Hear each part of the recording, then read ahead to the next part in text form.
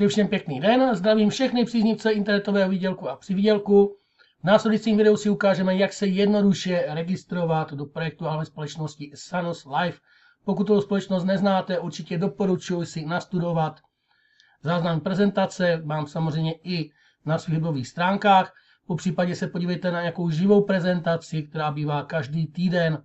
Odkaz na živé prezentace najdete opět také na mých webových stránkách. Pojďme ale k samotné registraci do projektu a společnosti Sanos Life. Pokud kliknete na registrační odkaz, který vám poslal váš známý, známá, kamarád, kamarádka, po případě se registrujete přes mé webové stránky, anebo i pod videem máte vlastně odkaz, jakmile to kliknete, zobrazí se vám tahleta stránka. Vidíte, že já ji mám v angličtině, takže není problém, je tady těch jazykových mutací několik, samozřejmě tu i čeština, takže si to můžete přeložit do češtiny. Zobrazí se vám 3 možnosti registrace. Buď se můžete registrovat jako soukromá osoba, což samozřejmě, pokud nemáte žádnou firmu, neziskovku, tak začněte soukromá osoba. Pokud se chcete registrovat jako společnost, tak klikněte na společnost, pokud jako neziskovka, tak dáte neziskovku. Takže já samozřejmě kliknu soukromou osobu a jdu na další. Nyní je potřeba vyplnit tady ten formulář. Pokud to máte samozřejmě v češtině, doporučuji přesto to vyplňovat bez diakritiky, čili bez háčku a bez čárek. Jo, čistě prostě si to vyplňte bez té diakritiky. Takže zde dáte své jméno, příjmení, ulici, číslo domu, poštovní směrovací číslo, město, zemi, jazyk, e-mail, datum narození. OK. Takže já si to teda teďka vypíši. Takže to už máme. Teďka vyberete zemi, takže samozřejmě zemi, z které se registrujete. Tak dále jazyk. Takže tady nechám ještě angličtinu. E-mail. Doporučuji do e-mailu dávat, prosím vás, Gmail. Nedávejte tam pokud možno Seznámí centrum a podobně, protože pak, když s váma komunikují, tak přes ten Gmail je to nejjednodušší, protože tam vlastně vám nemůže ten mail nějak spadnout do spamu, takže u těch našich se to stává, u těch Seznamů a centrumů. Takže určitě pokud máte Gmail, tak si sem dejte Gmailovou adresu. Takže tu máme taky datum narození, takže to si tady samozřejmě vyberete. Teď mě to vyskočilo. A nebo to můžete vlastně napsat. Takže den, měsíc, rok. OK. Tak, odsouhlasíme zasílání novinek a jdeme na vytvoření bezplatného účtu.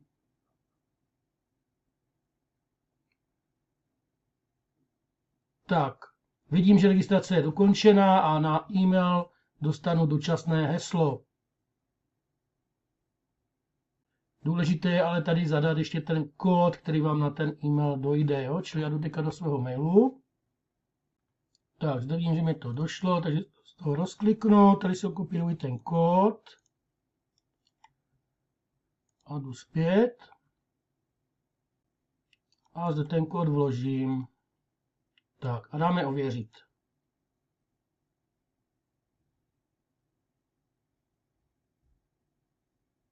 Tak OK, už mě to rovnou skočilo do mé kanceláře.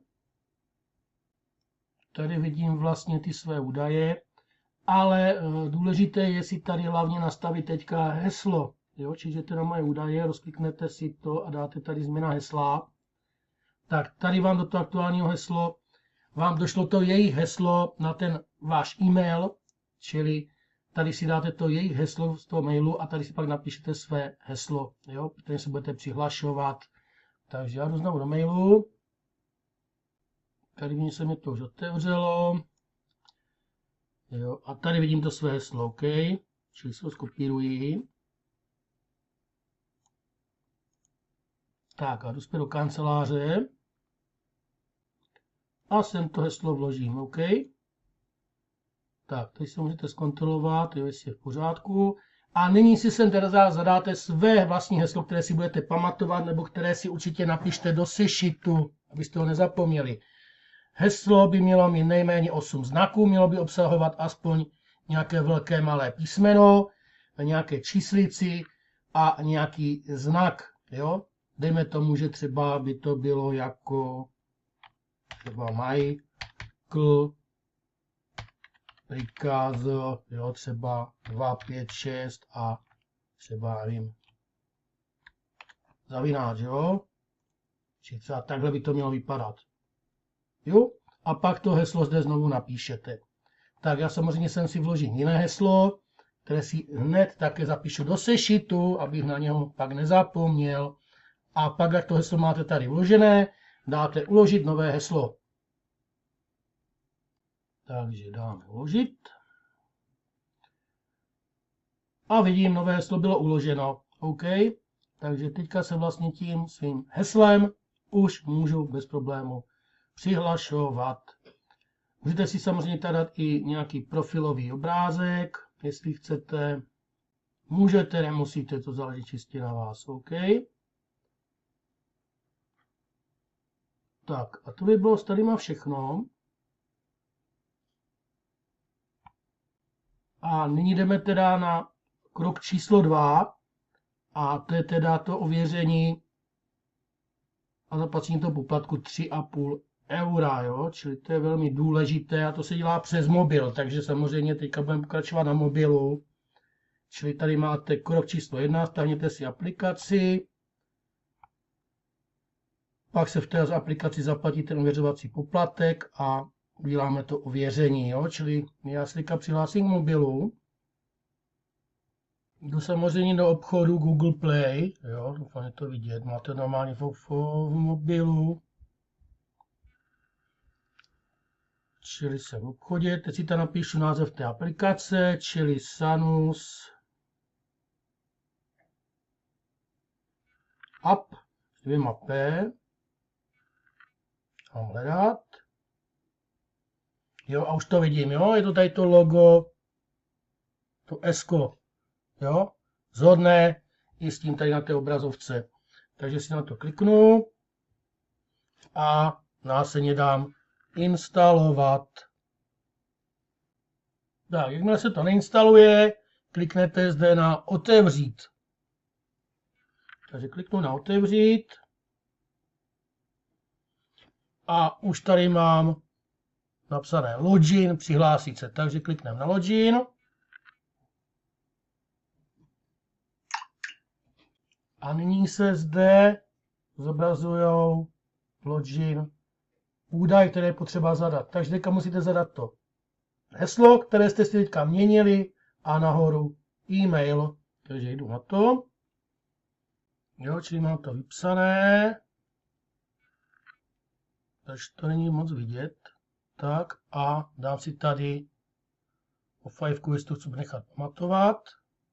To není vidět už. Jo. A tady si kliknu na Continue, pokračovat. Tak, znovu kliknu na Continue.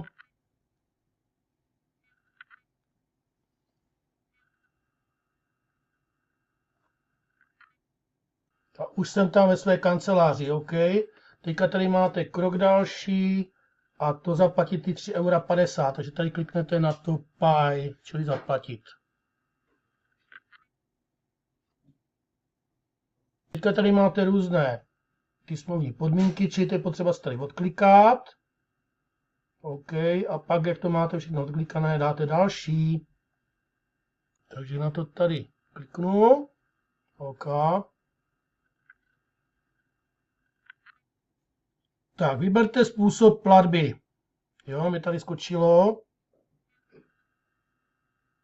Takže já si dám samozřejmě platit kartou, protože to je hned.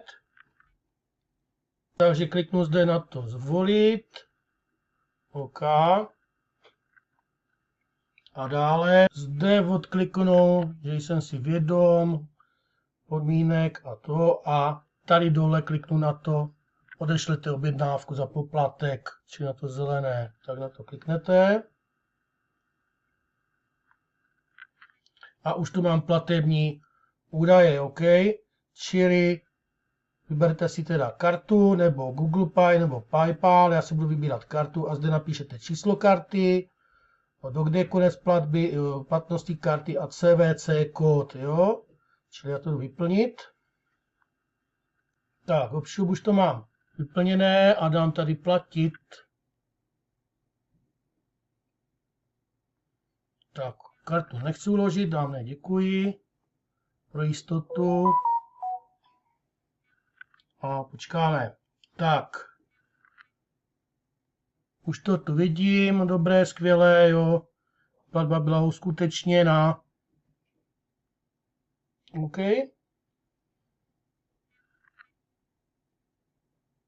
Tak a nyní jdeme na ten bod číslo 3, což je to ověření, čili tady dáme dole spustit ověřte nyní, jo.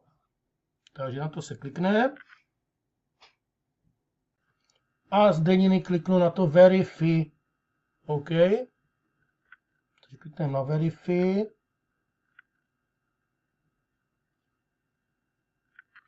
Tady to znovu potvrdíme a můžete si to teda verifikovat buď občanským průkazem, pasem, anebo řidičákem. OK. Takže klikneme na Verify.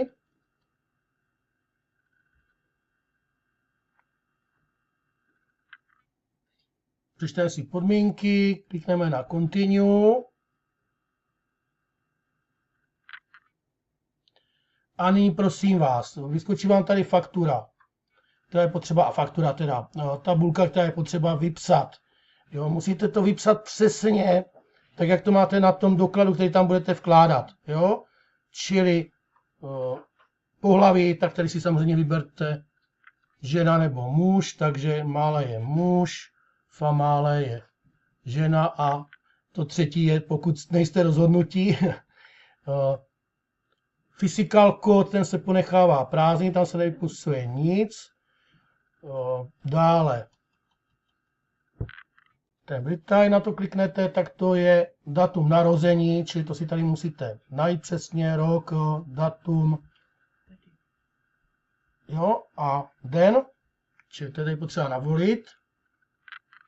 Abyste to nemuseli tady těma šipkama, takže když kliknete tady na to datum, na ten rok nad tím, 2024, jo, tak tady už si můžete pohybovat, vybrat si ten rok, jo, a pak už si jenom dodáte měsíc a den. Jo, takže takhle. A dáme dole nastavit. Tak dáme nastavit, jo, a vidím vlastně, že už se mi to tady napsalo OK. Birth country, tak to je město narození, čili to, co máte na občance, si tam dejte, nebo na řidičáku, nebo na pasu.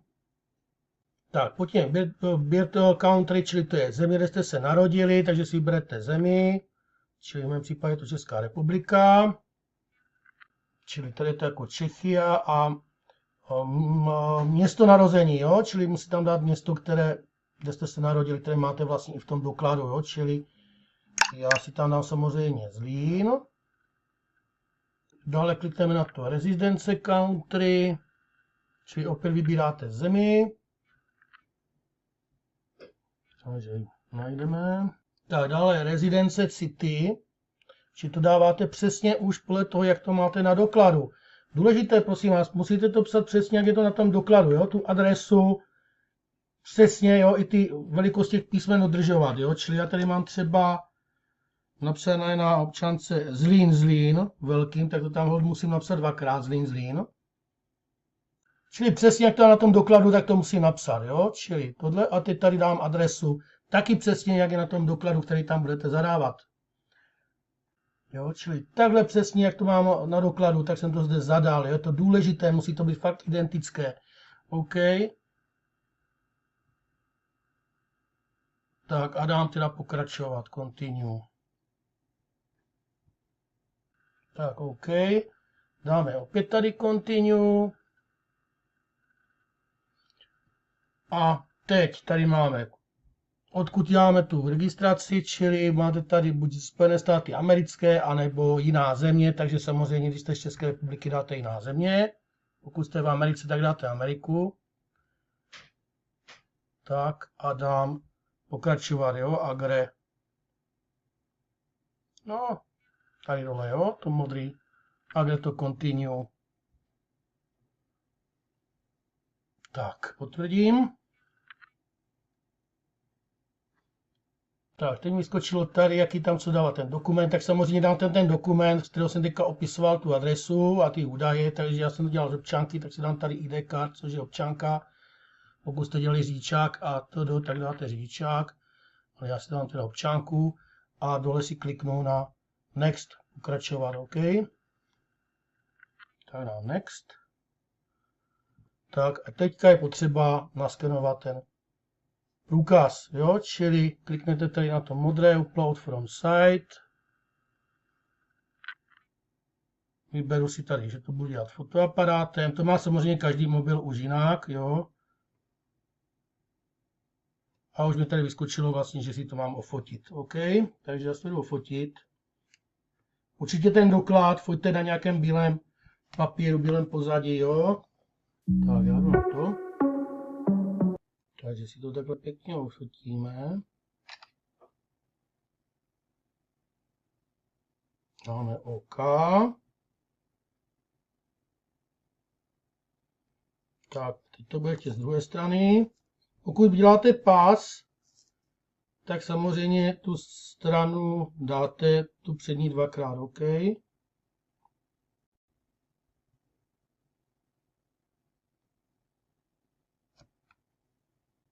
Tak hop šup, trošku skok v čase, protože já jsem se s tím natrápil. To dělám totiž v 8:45 večer při umělém světle a ono je dobré, když to děláte u přírodního světla, jo? Protože ono pak, když se vám to tady nějak udráží, tak ono vám to nechce vzít, takže na to bacha. Jo, ale každopádně, když se vám to podaří nafotit, tak pak se vám zobrazí tohle. To vidět. Jo, a je potřeba udělat teda sken obličeje, takže kliknete na Continue. Teď se vám spustí kamera, čili ještě jednou Continue. Povolit kameru. Tak jo, a teďka je potřeba natáčet hlavu tak, jak oni požadují. Tak a teď mám otáčet hlavou kolem dokola, dokud to všechno nezezelená. Tak, už to zpracovává, což se tam točí, jo. A už to mám ofajfkované zeleně, že je to v pořádku.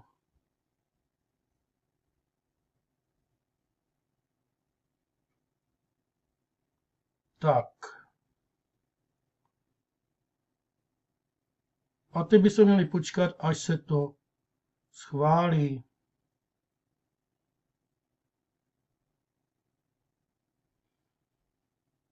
Tak, uběhly asi 2 minutky a vidím, že to mám schválený, jo, čili profil byl verifikovaný, takže super. Tak, já skočím zpět na stránky, dáme to zaktualizovat, čili klikneme si na Home, jo, a vidím, že je to všechno v pořádku, už mě to tady zmizelo, jo, ty ověřování.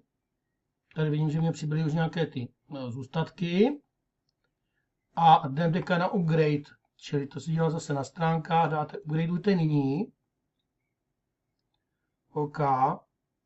A nyní opět jako soukromá osoba, společnost nebo neziskovka, to záleží na tom, co vy jste si tam označili při té registraci. Já si zadal soukromá osoba, takže si nechám soukromou osobu.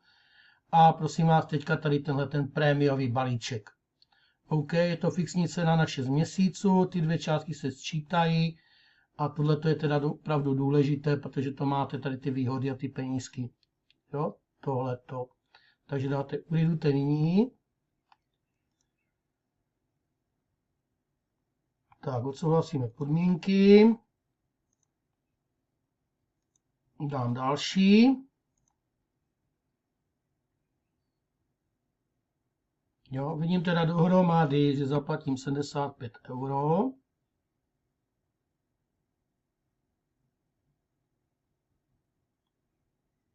Tak, tady si zvolím teda, že chci platit opět kartou, takže dáme zvolit. Jo, tvrdím, odešlete objednávku, tak jak to bylo vlastně na tom mobilu. OK. A teď si tady napíšu opět číslo karty, datum platnosti karty, CVC kód, to je z té zadní strany karty, ty 3 čísla a dáme platit. OK. Čili já se jdu vypsat a samozřejmě, jak to vypsat nebudu mít, tak kliknu tady na platit. Tak, slava hurá, uběhly asi 2 minuty. Jo, a už to mám teda zaplacený, všechno OK. Tady vidíte vlastně, že i ten můj zůstatek se mě tady zvedl. Jo, takže jako paráda. Co to znamená, jakou to má hodnotu, tak to se dozvíte samozřejmě v prezentaci, v záznamu prezentaci a tak dále. Ale rozhodně tohle je větší částka. Máte už vlastně více vydělané, než kolik jste tam vložili. OK. Čili určitě se pak podívejte na další videa, které budu točit. Budu hlavně točit také video, pak jak se dá zakoupit ten voucher. To byste měli pak, pokud chcete si ten voucher samozřejmě větší výdělky zakoupit do 30 dnů od registrace. A tam pak jsou další výhody a samozřejmě zisky a výdělky. O tom všem se vlastně mluví v prezentaci, takže koukněte na živou prezentaci nebo na záznam. Já samozřejmě pak ještě natočím video, jak se ten voucher zakupuje. Teďka už na to opravdu mě moc času nezbývá. A ještě registrační link, kdybyste chtěli někoho registrovat, tak ten najdete tady, když jdete na to sdílet doporučující odkaz a kliknete tady to registrace ahoj, tak tady prosím vás kopírovat odkaz. Jo? Čili na to, když kliknete, tak se vám skopíruje ten odkaz a ten, když pak někomu pošlete ten odkaz, tak udělá potom tu registraci, tak jak jsme si ukazovali a je zaregistrovaný pod váma, máte s něho samozřejmě nějaké provize a výhody. A ještě jedna věc, to je potřeba dělat na mobilu, můžete se tam každý den přihlásit do té aplikace a v ten moment, když tam přihlásíte a jdete do chatu, tady zase jenom zvětším, tak jo, jsem v té apce a když tady jdete do chatu a kliknete na community,